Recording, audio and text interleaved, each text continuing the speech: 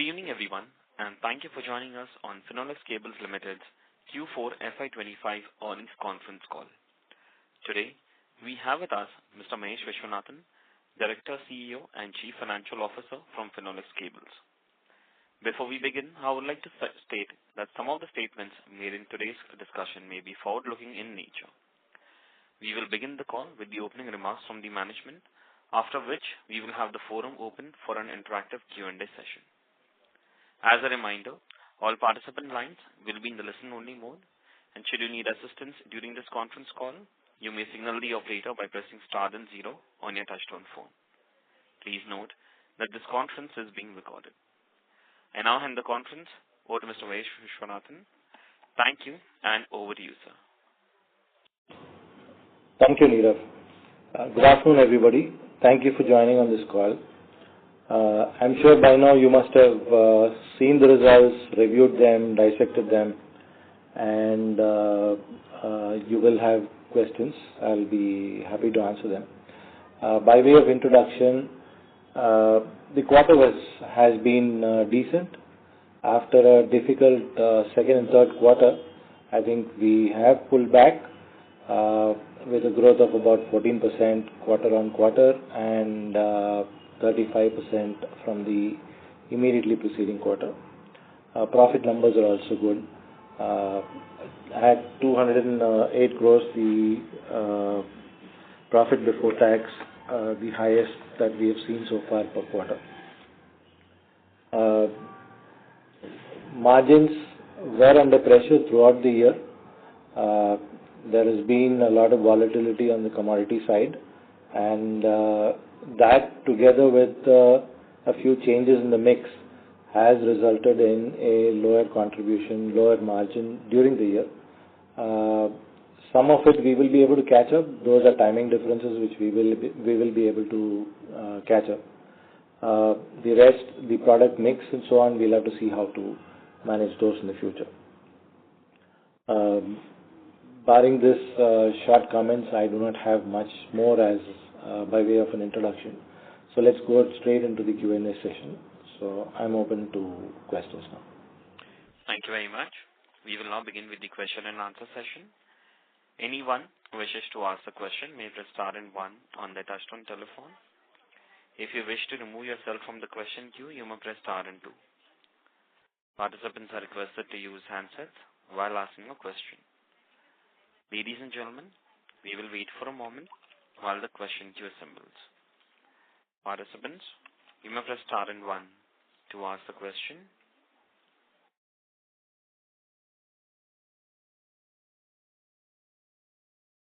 The first question is from the line of Vidit Trivedi from Asian Market Securities. Please go ahead. Yeah, hi, sir. Thank you for the opportunity. I have two questions. First is, could you please elaborate on the commercial potential and the margin profile of the E-beam products which were launched during the year? And second is, any guidance for the capex for this year and the coming year, and any update on the BharatNet opportunity? Thank you. Okay, so three questions actually. On the E-beam project that was commissioned early this year, January, and we have launched two sets of products in the market. One is on the construction side, building wire, which is our most premium wire. It has all the features, halogen-free, flame resistant, as well as E-beam cured. So in terms of life, minimum life of about 25 years, and in terms of performance, far superior to everything else that we have got so far. That was launched towards the end of February. Simultaneously, we also launched the solar cables. There was a little bit of delay in getting the BIS approval, which we now have. So these are two offerings that are available at this point in time. We expect the plant to generate a revenue when it is in full steam of about 500 to 600 crores per year from these two products. Newer products will add on to that revenue stream. So that's one question answered. Your second question was on the capex. Last The year... second was on... Sorry to interrupt you. Second was on the margin profile of these new launch products. Okay, we still have to find the right pricing spot for it. They have just been launched. So at the moment, the launch prices are quite attractive, but I think over the next 3 to 4 months, as we see demand picking up, that is when our final pricing policy will emerge. So I think it's a little early to talk about that at this moment. The second part of your question was on CAPEX. 24-25, our CAPEX has been about, actual spend has been 236 crores. We had announced a 500 crore plan 2 years ago, out of which about 160 was spent in 23-24. 236 was spent in the last fiscal. The remaining part will be spent in the current year, most of it. So all those projects should get closed by the end of this fiscal. Additionally, always there is a reinstatement capex of about 40-50 crores. So that is something that will be spent. We're working on a few other plans, but not ready as yet to make an announcement. So once those are finalized, we'll come back. The last part of your question was on the BharatNet project. We had participated in, as a consortium partner, we had taken part in, we had placed bids in 2 of those circles. Unfortunately, we did not, our consortium did not get any position in those 2 bids. However, many of the winners across the 16 circles have used our manufacturer's authorization to place their bids.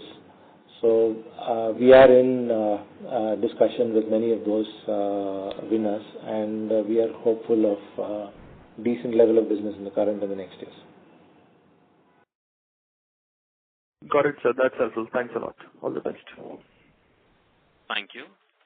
Participants, you may press star and 1 to ask a question. Next question is from the line of Saloni Salgaonkar from Jefferies India. Please go ahead.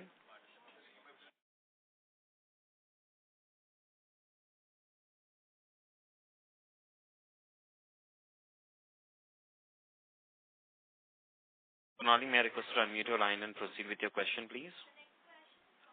Yeah, sorry. Sorry, I was on mute. Thank you for the opportunity. This is Sonali. So my first question is regarding the mix change that you were talking about in your initial remarks. Maybe understand what exactly, have we changed in the product mix, as in what and what percentage does each end user segment account for now? Construction-wise still accounts for the majority of sales, but what has changed in terms of mix is the standalone sales through in the form of standard boxes. That has come down vis-a-vis project sales. And, as you know, project sales is where the price is discounted to some extent. So the composition of project sales to total has changed over the last few years, and this year was more pronounced. So that's the major reason. So if I recollect, we were about 65 to 70% B2C or retail, and the remainder was B2B. Now, in that vein, where are we in B2B or projects now? No, we do not sell directly to any project. We sell it through our distribution channel only. So in that sense, all sales are routed through the channel. However, we know that many of those sales are going to projects, and therefore there is a discounting on the prices there. So yes, very clear. So what is the mix right now of projects versus say 3 years back? That would have changed maybe between about 8 to 10%. That would have been a shift. So incremental delta is 8 to 10% towards projects. Correct. Understood.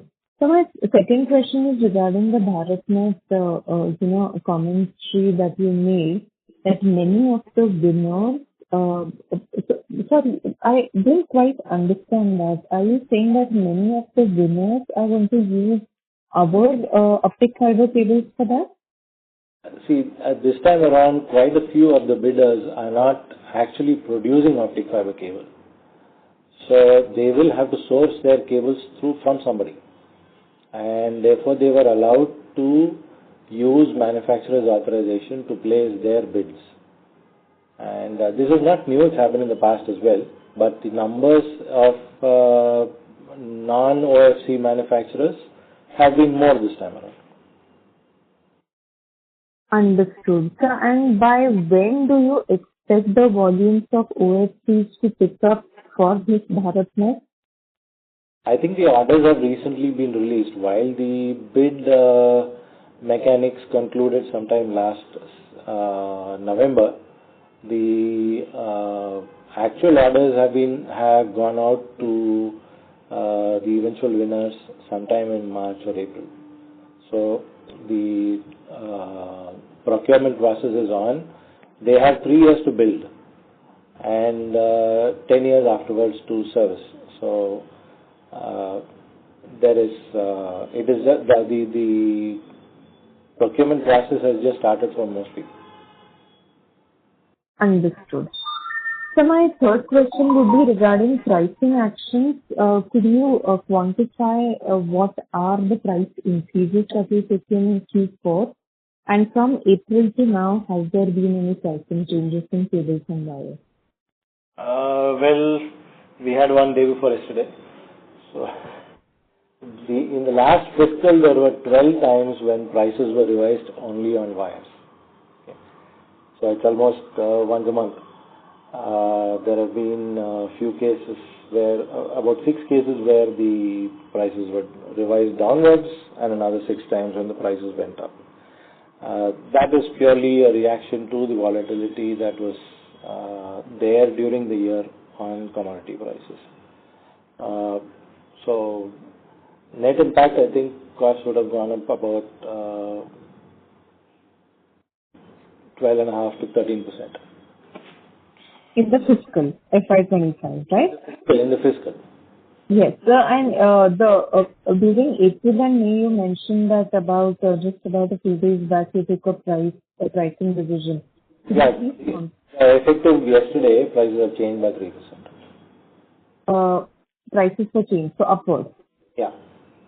Understood. So, and my last question is regarding EHV. A lot has been talked about the solid opportunity in EHV. Any thoughts or plans to increase our exposure there? Well, EHV, the growth prospects are still very good.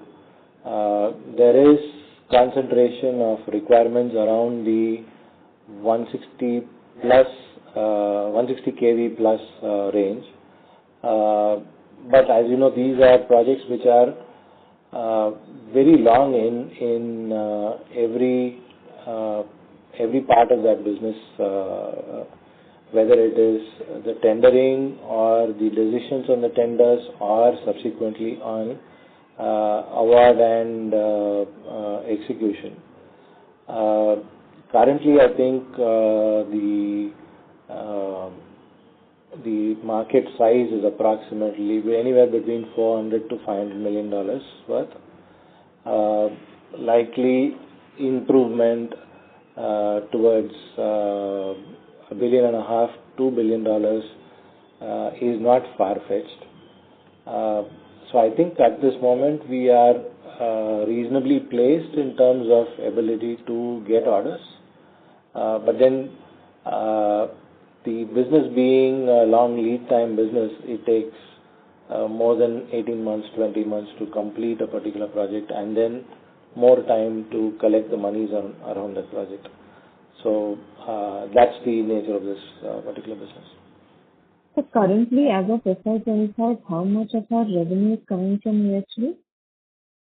That is in the JV. It's not in our books. Understood. Got it, sir. So thank you so much for your replies and all the best. Thank you. Thank you. Participants, you may press star and one to ask the question. Next question is from the line of Manoj Gori from Equirus Securities. Please go ahead. Yeah, thanks for the opportunity, sir. So I have one question. If I look at the FY25 performance, and when I look at the other companies reporting their numbers and their commentaries, probably somewhere we feel like we have underperformed in the wire space, especially in the B2C side. And you just highlighted like some of the growth in FY25 has been driven from the project business. So what are the areas and what were the reasons which led to this underperformance versus peers? Probably how should we look at things in the coming time? Is this are these issues behind us, or probably will take some time for this underperformance to arrest and probably then grow in line or better than the industry? Okay. My first statement was after a difficult second and third quarter. So second and third quarter was difficult for us. First quarter was across the board. I think everyone faced a problem in terms of the lack of enthusiasm from the market after the initial reports around the election. But subsequently, yes, others have gotten off the mark quicker than us. That is true. But I think we've done a fairly good fourth quarter. In terms of growth in the fourth quarter, our numbers are not very different from our peers. Some of them have larger volumes, yes, but the growth numbers are not very different. So I think we had lagged in the second and third quarters, but have caught up in the fourth quarter. And I think that is something that is behind us right now. Right, sir. So, and secondly, if you look at from the demand perspective, what we are seeing is probably from last 2.5 years, we are seeing wires relatively growing slower than cables. Which is true. We are wire dominant company. Correct. So how do you see demand environment panning out from, let's say, in FY26 or FY27 point of view, if you can break it into two parts, FY26 and 27 both individually? And what would be the triggers? Because obviously real estate, we have been talking a lot that there should be some pickup, but we are not seeing any major signs of revival of demand for wires as a category. How should we see this? I think there is, if you look at the registration and other data that is there is definitely inventory reduction from on the unit side. Simultaneously, new projects are getting announced. As they near completion is when the demand for wires would pick up. As you said, we were expecting the pickup to happen over at least the second half of last year, which is not. But I think with the kind of construction activity that is going on, it wouldn't be far-fetched to say that the current fiscal from the second half, you should see a revival in demand. Hopefully, the level of volatility that was there last year doesn't continue through this year. If there is stability, then I think things would pick up. This is what I believe at this point in time, and I think you should see growth next year for sure, and probably from the second half of this year. Sure, sir. So lastly, if I may touch upon on the margins, in Q3 and Q4 we have relatively done better and on margin delivery. Right. Should we assume that probably those margin pressures which we were witnessing, probably the worst is behind us? From here onwards, either this should be the base case margin profile and probably we might see gradual improvement. I would say that there should be gradual improvement. I think if you look at our numbers over the last 5-6 years, this 24-25 was probably the first year when the margins have taken a dip and then come back to, not yet come back to where it was, but going towards that. I do believe that most of the margin pressure related issues are behind us. We have addressed them as best as we can. And I think that from now one should see a stable to reasonable growth over the next periods. Sure, sir. Thank you and wish you all the best. Thank you. Thank you very much. Next question is from line of Kaustav Bubna from BMSPL Capital. Please go ahead. Yeah, hi. Thank you for taking my question. Just wanted an update on the optic fiber cable capacities that were supposed to come up. Or what's the update over there? Okay, so on the optic fiber business, there were a few measures that we were taking. The first one was to set up a preform facility. So the facility is ready. It's been mechanically installed and completed. We are waiting for the production trials to start. That is slated for sometime this month. When that is over, then that should take about 2 to 3 months before the trials are over and the plant stabilizes.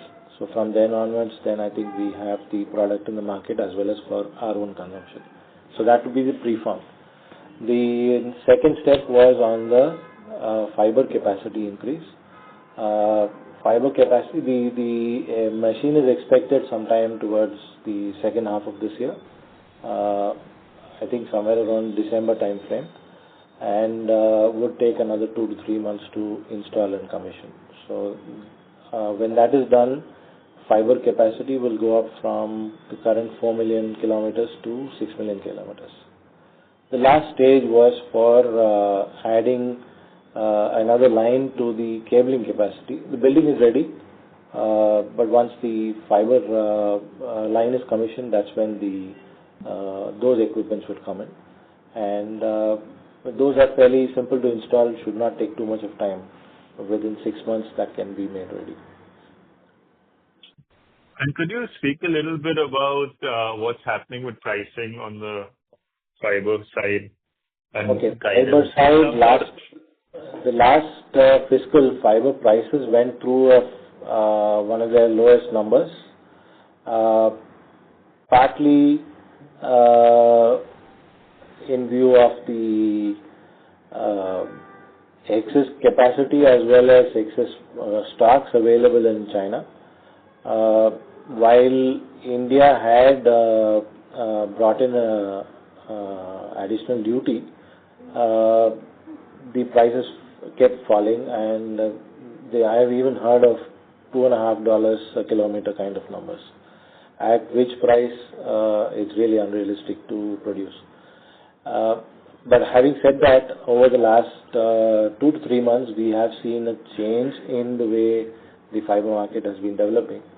Globally, the consumption and demand related activities in the US have strengthened very quickly, and there is a lot of demand in North America. There is also additional demand coming in from Europe. So we are seeing prices firming up now. So it's closer to $3.50 right now, as opposed to $2.50, which was prevailing for most of the year last year. Understand. Understand. Thank you so much. Thank you. Thank you. Participants, you may press star and 1 to ask a question.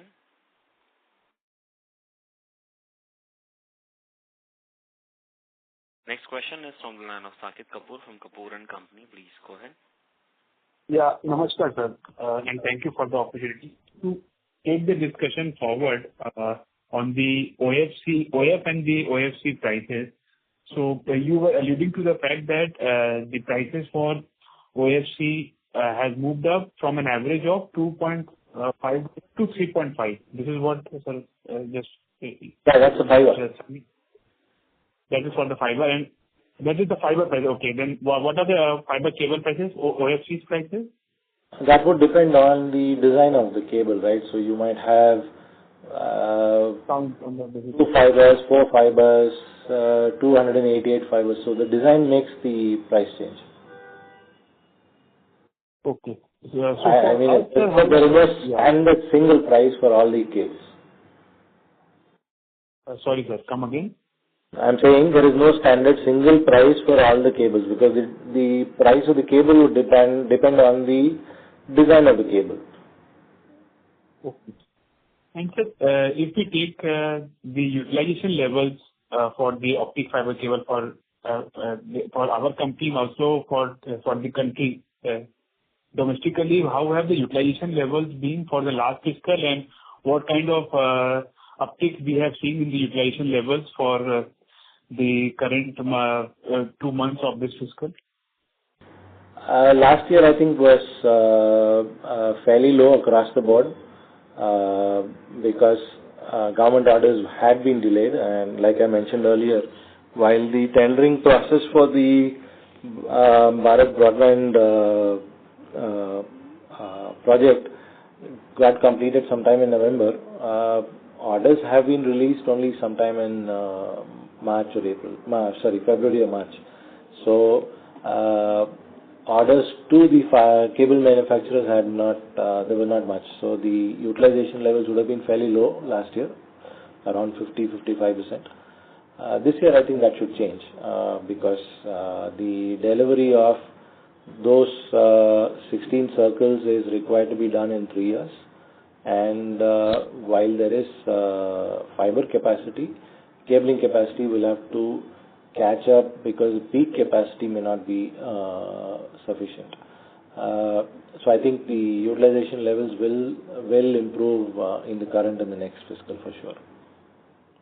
Okay. So because I'm just coming to the point by the comment by one of the leading optic fiber cable manufacturer in the country, wherein in their release they mentioned about utilization reaching the optimum level of say 90 to 100% by the month of July on the basis of what the tendering process had been. So are we also expecting those high levels of optic fiber cable utilization by the first or the second quarter, or what's the outlook currently for the same set? Okay, my gut feel says that it will be more later than earlier. I think July is probably, from where I stand, it's probably a little optimistic, but later for sure. Okay. But for the later half, we can expect higher utilization levels. That's for sure, yes.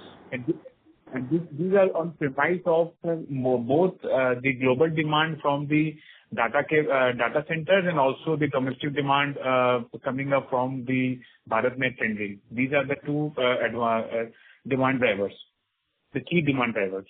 Correct. So the BharatNet project, which has been tendered out recently, that only completes 16 circles. So this is phase 3. There are other states which are doing it on their own. So, for example, Gujarat, Maharashtra, I think Tamil Nadu, Andhra, they're all doing it on their own. And so that is still expected to come shortly. Those DPRs are, I understand, currently being made. Gujarat had come out with a tender, but the others not yet.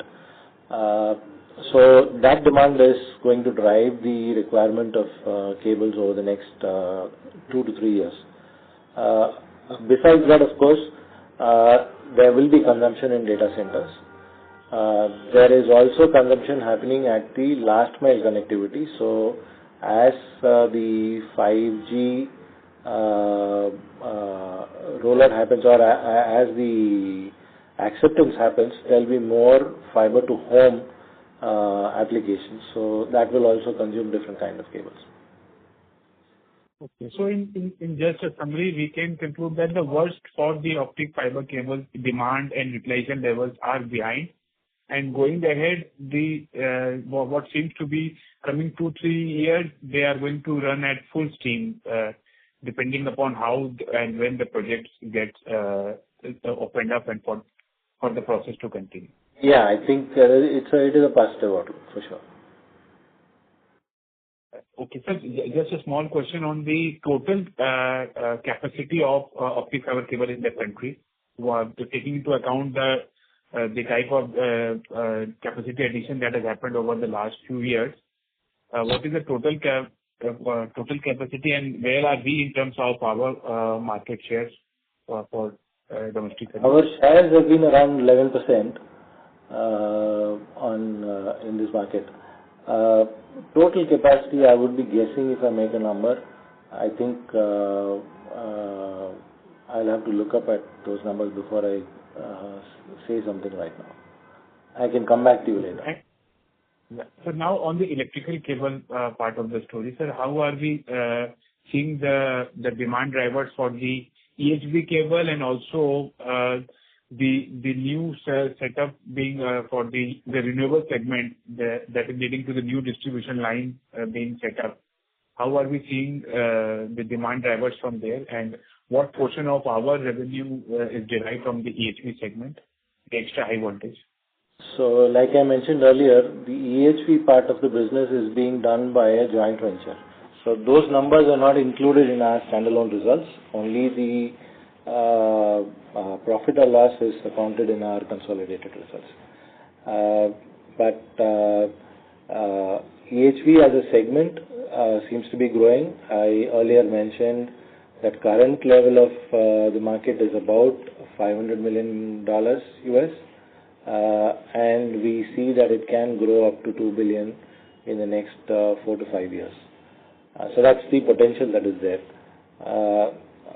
Players, there are multiple players in India also now, and some of them are now entering the field with technology that we brought in 10 years ago, or what Universal brought in 15 years ago.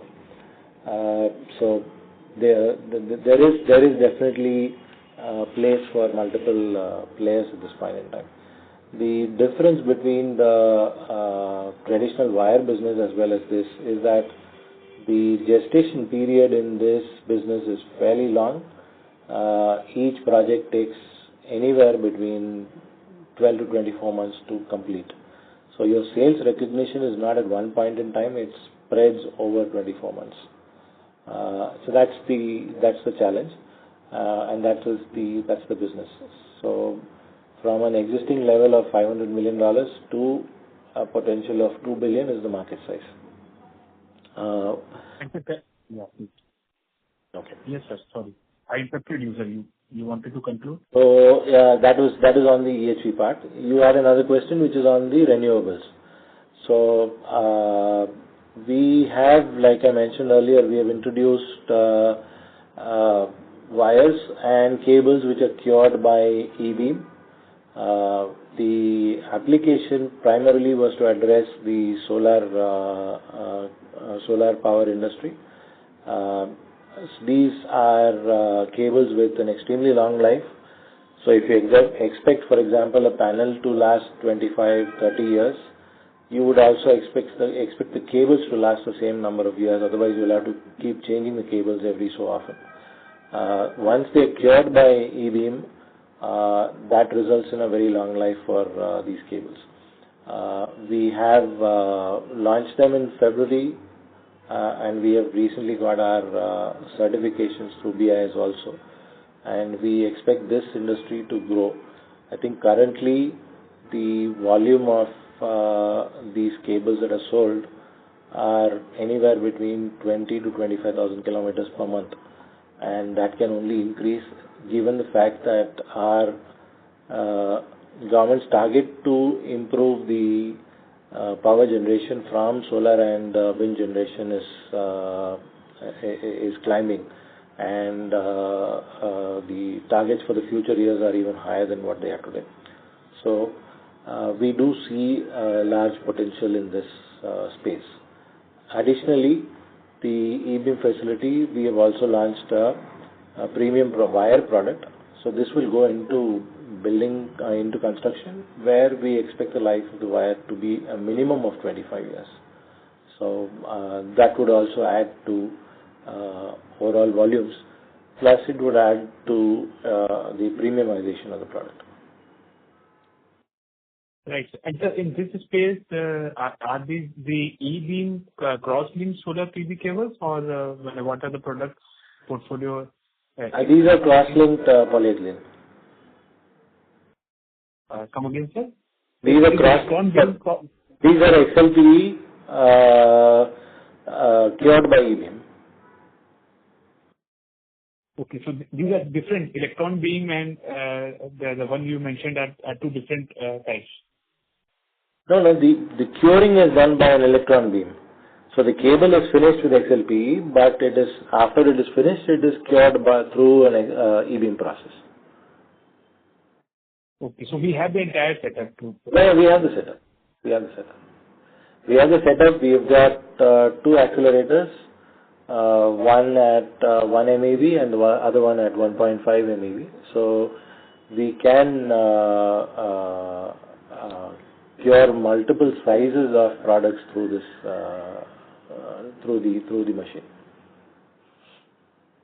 Okay, and are we also in the submersible cables and the coaxial cables, sir? Electrical Yes, we are in submersible cables. We are in what you call 3-core flats.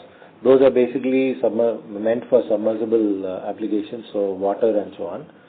And you talked about coaxial. Yes, we have lines both in Goa as well as in our Ulse factory. We are long-term suppliers to Tata Play, to Sun TV, to Airtel, to most of the DTH operators. Right, sir. Thank you, sir. So we can conclude that for at least for the segmented reporting for OFC part also, we are going to see improved margins going ahead with the utilization levels improving, and also the prices also for OF improving from by $1 as you mentioned. So in all, there are both the price as well as the demand pull that we are going to witness going ahead. Yeah, we should see those. Yes. Okay. And so for the EHV cable, what is our? I'm just concluding, sir. For the EHV cable, what is our market share and who is the dominant player? You did mention a name. Okay, so like I said again, the EHV part of the business we do through a JV. We do not do it directly in this entity. Yes. There, the dominant player in India so far has been Universal Cables. Currently, Universal is there, we are there, KEI is there, Polycab is there, Havells is there. But so far only Universal and us, we have the vertical process, the others use horizontal process. All of them are acquiring equipment to put in vertical processes. It takes time. It takes about 2 years before it can get implemented. But things are moving there. And lastly, in the harness cable segment, are we also a player there? We participate? We supply wires to the harness manufacturers. Yes. We supply our wires. Sorry? What portion of our sales do we derive from this segment? What kind of the market share we have, or what is the size TAM, the target market? The size, currently our size in this market is about 400-500 crores. Most of the harness manufacturers are our customers. The overall market size would be much larger, but the dominant player here is Motherson. Thank you, sir, for all the elaborate answer and for allowing me to put forward to them, and all the best to the team, sir. I join. Thank you. Thank you. Thank you, sir. Thank you. Participants, you may press star and 1 to ask a question. Next question is from line of Swayam Ranavat from Pinpoint X Capital. Please go ahead. Yes, sir. So my question is related to optical fiber. Like you mentioned that demand is picking up from it domestically also and internationally, and prices are more over bottomed out. So like, sir, what could be the capacity utilization for our company in preform and fiber capacity going forward? Like if you can give any ballpark percentage going forward. So it will all depend on how many projects get announced. The comment that I made earlier was with reference to what is happening on the BharatNet project, and therefore I do see that going forward, the requirement of cables would firm up, which means that downstream requirements also would follow similarly. You want the utilization to be as high as it can be. We had when the project was being announced, we said if we operate at 70%, then the payback is in about 4.5 years or so. So right now the preform factory is, while it is mechanically completed, production is yet to start. The trials are going to start this month. So it will be another 3 months before the product is available. And the initial usage will be lower because as people get used to the production formalities, the processes, and only then they'll be able to ramp it up. So first year was not going to be very high, but from the second year onwards, I expect at least a ramp up to initially 60-70%. Got it, sir. And sir, given that our capacity utilization will increase in future, so can we see some margin improvement over there? And if yes, then we should. That is the reason why we went into this business, because it is in a way backward integration. It reduces your dependency on someone else. It reduces imports. So today when you buy the product, you have to buy it for a certain period of time. Say your inventory levels are much higher, whereas you make it on your own, then your inventory levels can be managed with lower numbers as well. So those are all savings that you will get. So we definitely expect this project to result in accretion to the margins.